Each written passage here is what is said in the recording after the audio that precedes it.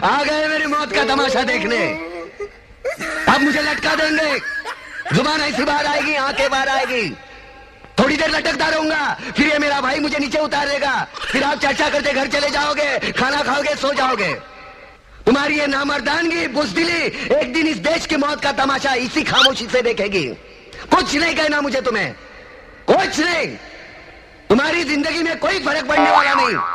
अंधेरे में रहने की आदत पड़ी है तुमको, गुलामी करने की आदत पड़ी है।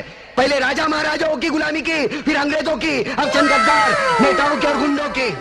धर्म के नाम पर ये तुम्हें बहकाते हैं, तुम एक दूसरे के गले काट रहे हो। काटो काटो। ऊपर वाला भी ऊपर से देखता होगा तो उसे शर्म आती होगी, सोचता होगा मैंने सबसे खूबसूरत चीज बनाई थी, इंसान। इंसान नीचे देखा तो सब कीड़े बन गए, कीड़े कीड़े। रेंगते रहो, सड़ते रहो और मरो। आए और गए, खेल खत्म। क्यों जिए मालूम नहीं, क्यों मरे मालूम नहीं। कलम वाली बाई क्रांति लाना चाहती थी, कलम के जोर पर काले वर्तमान को खत्म करना चाहती थी। कौन समझा उसकी बात को? 7 साले मुर्दे, जिंदा लाशें, किसे जगाती वो? मैं जाग गया, कुछ अच्छा काम करके जा रहा हूं, सुकून है। लेकिन ध्यान में रखना, तुम्हारी ये खामोशी कल तुम्हारे बच्चों के लिए रोना बन जाएगी।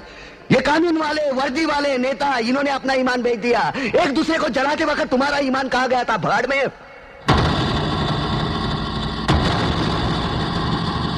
ये पिस्सू जैसा हमारा पड़ोसी मुल्क आने वाले कल में शायद अपने आप को दुनिया के नक्शे पर देख नहीं पाएगा। एक बात भूल रहा है, उनके घर में जो रोटी बनती है ना, उसका आटा भी विदेश की चक्की से पीस के आता है।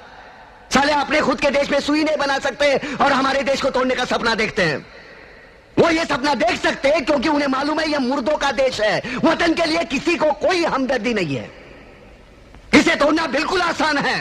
मैं हिंदू, मैं मुसलमान, मैं सिख, मैं फलाना, मैं ढिमका।